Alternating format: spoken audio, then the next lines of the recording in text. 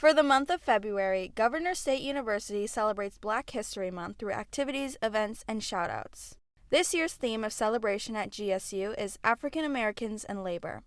In addition to the university's first ever Black History Month calendar, which celebrates GovState students, faculty, staff, and alumni, they also have a museum. Similar to the calendar, the museum highlights the history and the accomplishments of modern inventors and history makers. The walking tour can be found in the D Atrium, which is located at the university's main entrance. Visitors, staff, and students can visit the display anytime on campus throughout the month of February. This is Annalie Ave with GSUTV.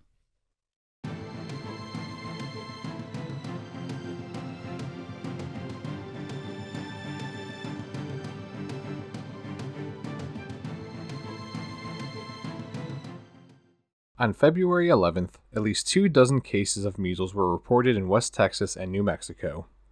As of February 26th, that number has grown into an outbreak of 124 cases and has left one unvaccinated child dead, the first pediatric measles death in the United States since 2003, and the first measles death in the country in over a decade. This tragedy coincides with the confirmation of rabid anti-vaxxer Robert F. Kennedy Jr. as the United States Secretary of Health and Human Services. In a cabinet meeting following the reporting of the death, Kennedy downplayed the severity of the West Texas outbreak, claiming that the country experiences measles outbreaks every year. While it is true that the United States sees measles cases on an annual basis, the total number of cases in 2024 was 285 confirmed cases, with no deaths occurring as a result. Only 2 months into 2025, and there have already been almost half of those cases in Texas alone. Kentucky and New Jersey have also confirmed their own cases of measles within the state as of February 27th. Measles is one of the most contagious diseases there is. It can spread to 9 out of 10 people in close contact scenarios. However, one dose of the measles, mumps, and rubella vaccine, or MMR, is 93% effective at preventing infection, with 2 doses being 97% effective. Those who are vaccinated also do not usually need to receive boosters. Measles was considered eliminated in 2000 due to the effectiveness of the vaccine, but since then has returned as vaccination rates have lowered throughout the years. The CDC urges anyone who is unvaccinated to receive the MMR vaccine. For GSU-TV, this is Graham Taylor.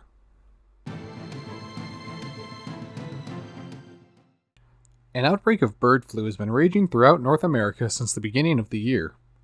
Hundreds of dead birds have washed up on the shores of Lake Michigan throughout the month after succumbing to the disease.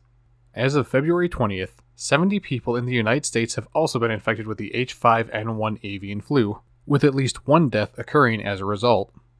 The Center for Disease Control has been slow to release information regarding the outbreak, as President Trump ordered the center to stop publishing their weekly morbidity and mortality reports. These reports resumed on February 13th, and findings from that week's report show that dairy cows have also contracted the H5N1 flu. As the number of infections rises in wild birds, the risk of human infection also increases. While humans are unlikely to contract the flu from day-to-day activities, those with direct or frequent contact with poultry, livestock, and other avians are at a higher risk for exposure. Consuming raw or unpasteurized milk and eggs from infected animals also increases exposure risk. As such, eggs from infected poultry cannot be sold, leading to a shortage of eggs throughout the past few weeks, which will likely continue as infection rates rise. For people who do not work with animals, the best way to avoid exposure is to simply avoid wild birds. Refraining from feeding them or refilling bird feeders for the duration of the outbreak can help keep humans and wild bird populations safe from infection by discouraging large groups of birds from gathering. Reporting suspected infections to local wildlife authorities can also help control outbreaks. For GSU-TV, this is Graham Taylor.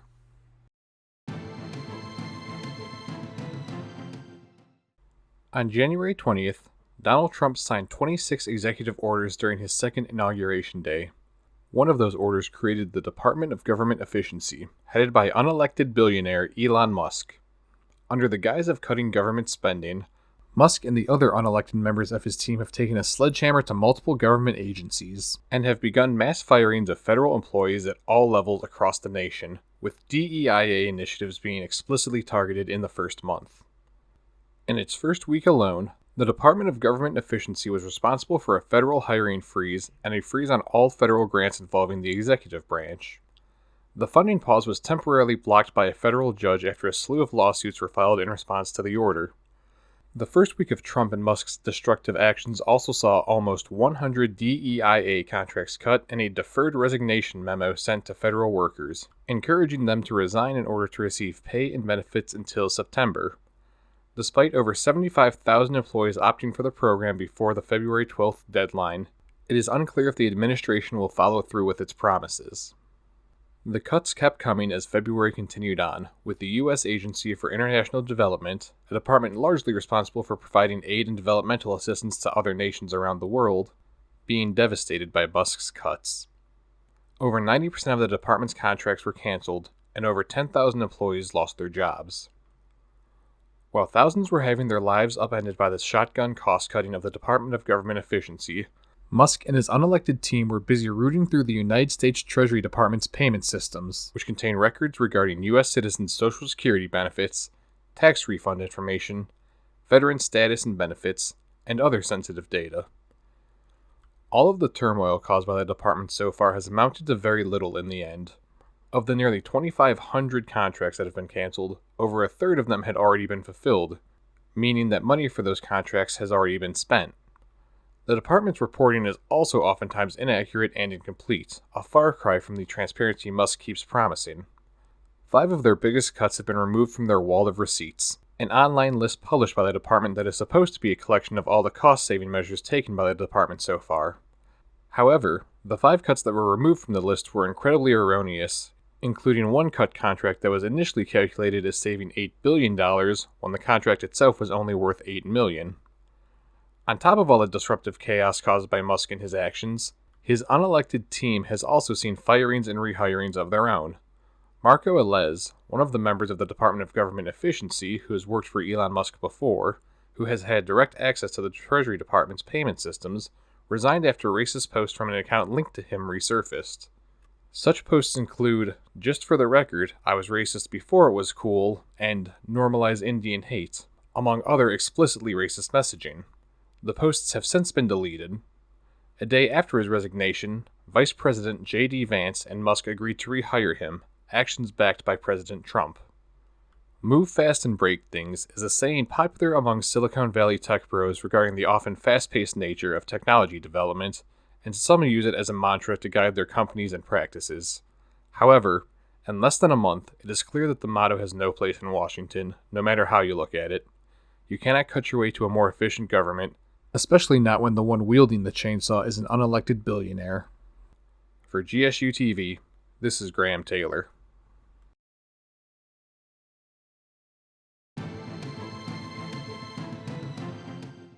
On January 29th, an American Airlines passenger jet collided with a military helicopter over the Potomac River in Washington, D.C., killing all 67 people aboard both aircrafts.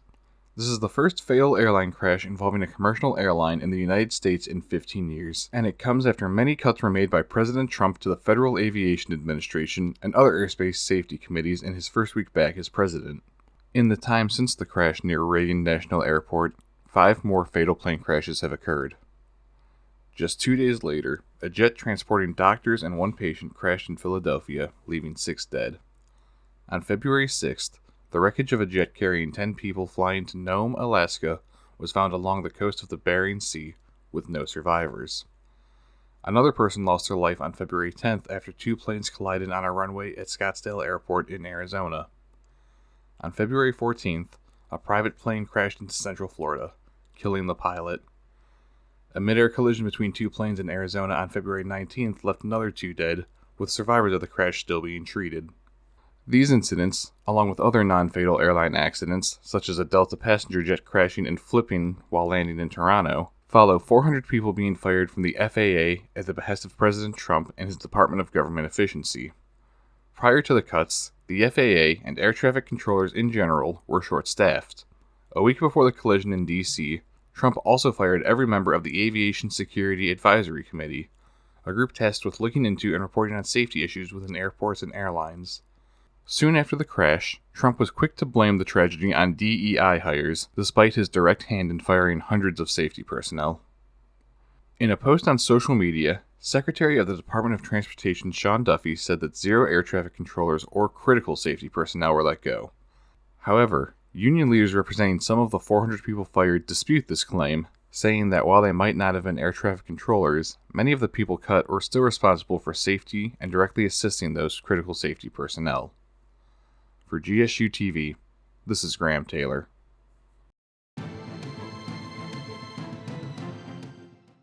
Since Trump's inauguration, protests are being held all over the country in response to new immigration policies. In Charleston, South Carolina, protesters expressed concerns of the executive orders by Trump and the impacts of the mass deportations promised by the Trump administration. Not just me, not just someone who's a citizen who has immigrant parents. I'm scared for everyone, not just for myself, not for my family. I'm scared for every single person that's out here. It makes me feel incredibly angry that we elect these people into these positions where they just use their power to hurt others. I'm just happy to support people and the immigrants that are being affected by these immigration policies and anyone else who is affected, whether explicitly or implicitly. Senator Lindsey Graham introduces his own legislation that would stop granting citizenship to children of immigrants illegally in the U.S. In Omaha, Nebraska, Rufinho Villarreal was taken down by police during a peaceful protest. That's you right there? The red hoodie? 68-year-old Villarreal was born in South Omaha, and he grew up protesting. I used to protest for women's rights back in the 60s and 70s. In 2025, he protests the deportation of undocumented immigrants. I was just backing up, and then one of them grabbed me, and then 3 or 4 of them jumped on top of me. Hey! He jerked my arm back so far, it dislocated my elbow. According to the Omaha police, at the protest for crowd control, Villarreal ignored their commands and yelled back at them, which is when the police brought him to the ground. OPD cited Villarreal for disorderly conduct and resisting arrest, which he feels dishonors his family's military sacrifice. My brother and uncle died so we could have these rights, and it seems like they're taking them away.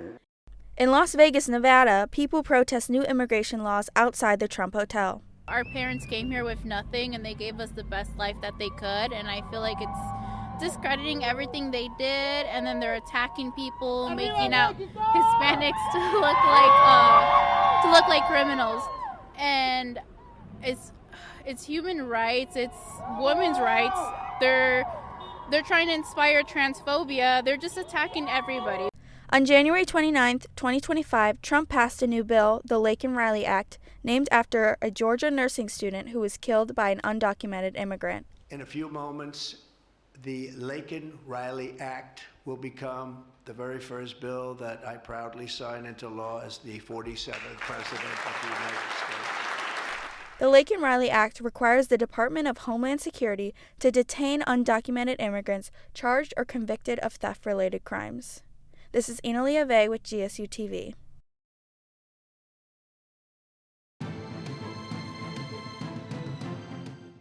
A power company called Southern California Edison is investigating whether its equipment may have caused the Hearst fire, which broke out on January 7th in the Sylmar area of Los Angeles County.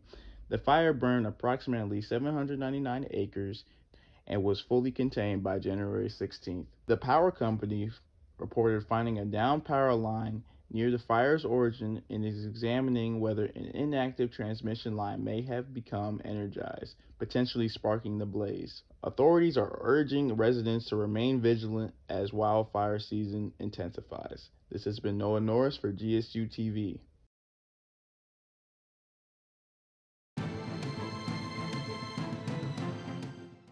Egg prices are a hot topic within the discussion of inflation, but they are not the only product suffering consequences. Dating always comes with its challenges, but there's no question that in the last few years, it's just gotten more and more expensive financially.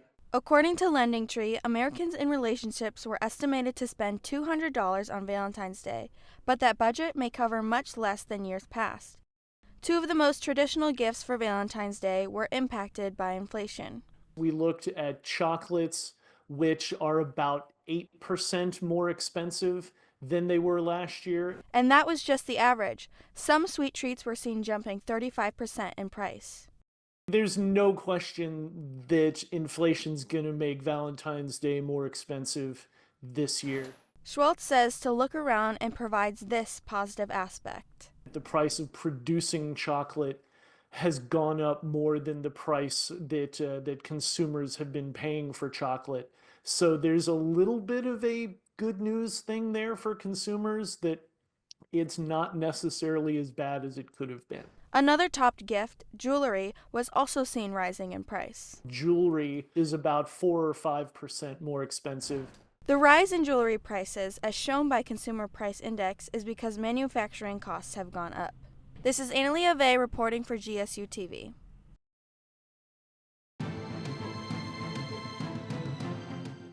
If you're planning to buy chocolates this Valentine's Day, brace yourself for the higher prices. Chocolate costs have surged 20% compared to last year, driven by rising cocoa prices, supply chain challenges, and extreme weather affecting global cocoa production. Experts say cocoa shortages in major producing countries like Ghana and Ivory Coast, which supply more than 60% of the world's cocoa, have pushed prices to record highs. Drought and disease have hurt crops, forcing chocolate manufacturers to raise prices or shrink product sizes. Some shoppers say they're feeling the pinch, but others are willing to pay more for the tradition. While prices may be higher, retailers are still expecting strong holiday sales. So whether you're picking a heart-shaped box for a loved one or even yourself, expect to pay a little extra for that sweet chocolate this year. This is Noah Norris for GSUTV.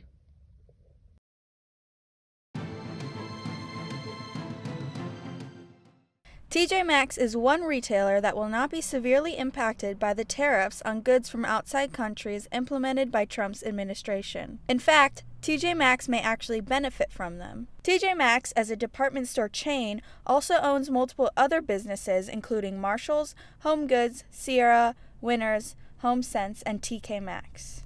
These retailers, unlike competitors, only import a small fraction of their products from other countries. This is because most of their purchases are excess or defective products from designer brands after they have already arrived in the U.S. This means that TJ Maxx won't be forced to pay tariffs on the majority of merchandise and products they have in store. With that said, shortly before President Donald Trump was set to enact tariffs on goods from Mexico and Canada, they were put on a month-long pause. As of now, Trump has placed a 10% tariff on imports from China. This is Annalie Ave with GSUTV.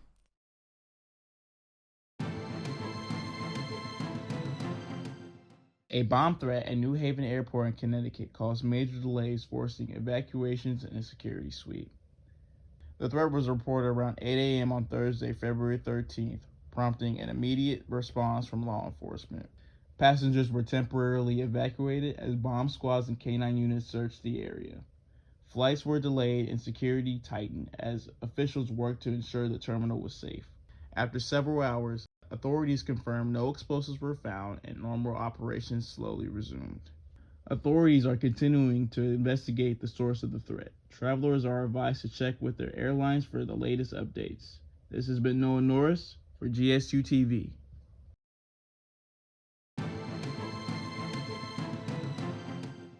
New wave of storms to impact much of the United States this week. A major winter storm is taking aim at large portions of the United States, bringing a mix of heavy snow, freezing rain, and dangerously cold temperatures.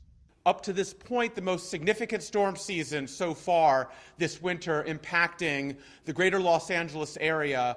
The system is expected to impact states from the Midwest to the Northeast, with the potential for significant travel disruptions, power outages, and hazardous road conditions.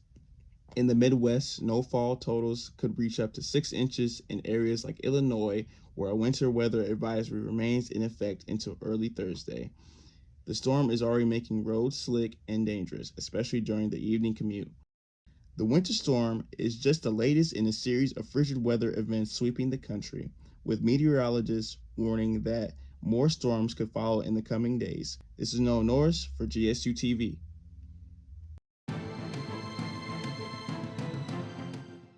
On Thursday, February 21st, 2025, marked 6 years since the assassination of Malcolm X, a defining voice in the fight for African American rights. On February 21st, 1965, he was shot at the Ottoman Ballroom in New York City, leaving behind a legacy that still shapes the struggle for justice.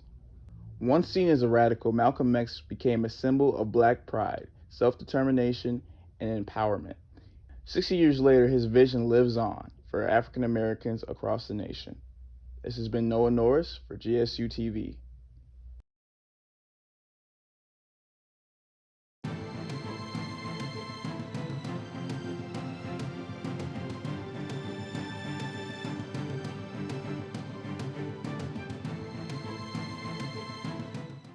Welcome to Hollywood Buzz, your source for the latest in the entertainment industry.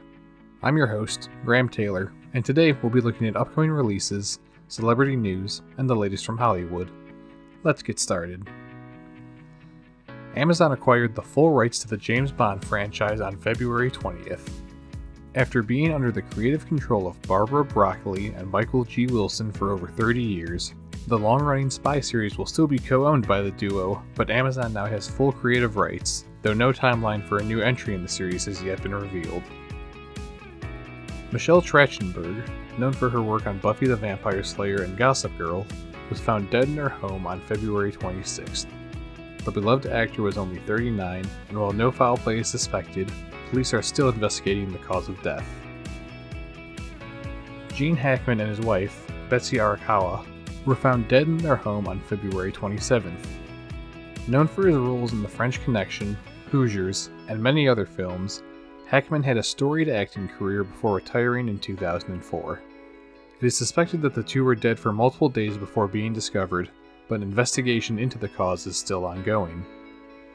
A teaser for the upcoming Shrek 5 was released worldwide. After 15 years since the last feature film in the franchise, Shrek 5 will see Mike Myers returning as the titular character, along with Cameron Diaz and Eddie Murphy also reprising their roles. Shrek 5 is scheduled to release in 2026. Hey, Magic Mirror! Who's the fairest of them all? Why, Shrek, of course. Ah! Ew, Dad! Ooh, Mommy like. Who's making this stuff? Not me! Whoa! Shrek 5, starring Mike Myers, Eddie Murphy, Cameron Diaz, and Zendaya? Oh, damn. Only in theaters, Christmas 2026. For GSU TV, this has been Graham Taylor with the latest Hollywood Buzz.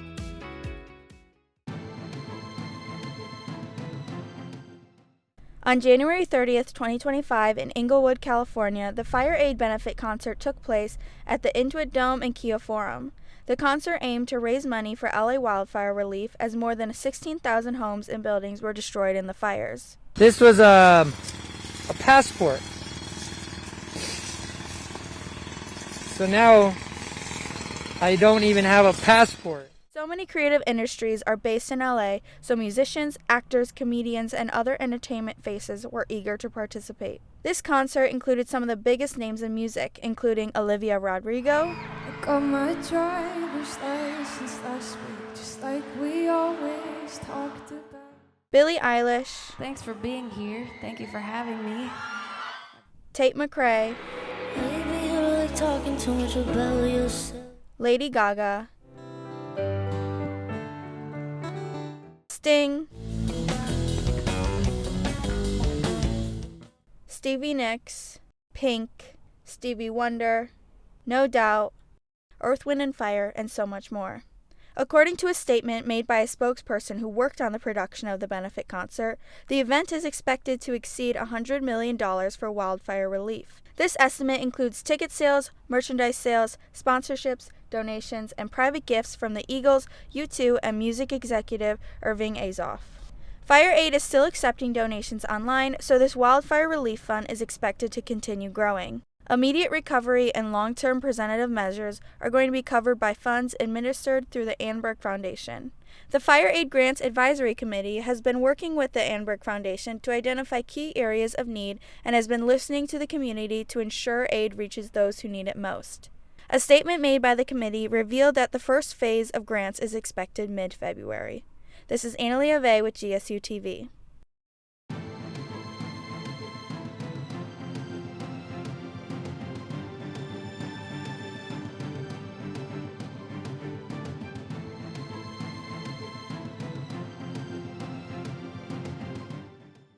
that is. Oh, can he fly? Got to catch it first. Yes. Oh my gosh. Allow me to reintroduce myself. Welcome to Sports Talk. I'm Noel Tremio with GSUTV, bringing you the latest and greatest sports updates. Let's get started. They're scared. They're scared of the map. It's the return. Kicking things off, we have Chris Paul and Victor Wembanyama of the San Antonio Spurs making history as they completed the All-Star Skill Challenge in record time. Unfortunately, they were disqualified as they cheated in order to receive this record. Fans and players were not too thrilled about this either. Moving to the racetracks, during the Daytona 500, Formula Drift superstar Ryan Turek switched out of his race car for an all-electric vehicle. This car comes with over 1,300 horsepower, twice the power of his own vehicle, and is NASCAR's first electric race car. After the Philadelphia Eagles defeated the Kansas City Chiefs 40-22 at Super Bowl 59, Philadelphia fans took to the streets to celebrate with their NFL champions. Jalen Hurts took home the Super Bowl MVP, and he, as well as the team, gave speeches and interacted with thousands of fans that were in attendance. With another NFL update, before the season began, the New York Jets are looking to part ways with Aaron Rodgers. Diana Taurasi of the Phoenix Mercury has announced that she will be retiring after playing 20 seasons in the WNBA. She has won 3 WNBA championships, 2 Finals MVPs, she's an 11-time WNBA All-Star, 3 times NCAA champion, 6-time Olympic gold medalist, and has become the all-time leading scorer during the course of her career. The Four Nations hockey game concluded with Canada defeating the United States 3-2 in overtime to take home the championship. Tensions during the game were high due to the ongoing back and forth between President Donald Trump and Prime Minister Justin Trudeau. The first period of the game ended with the score of 1-1, the second period ended with the score of 2-2, and Connor McDavid sealed the game in overtime. Our final story takes us back to the NBA as we look at the Detroit Pistons as they are currently on a 7-game winning streak.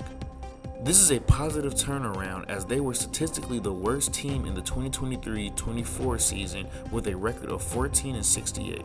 They are currently 6th in the Eastern Conference with a record of 32-26. This concludes Sports Talk with Noel Tremio from GSUTV.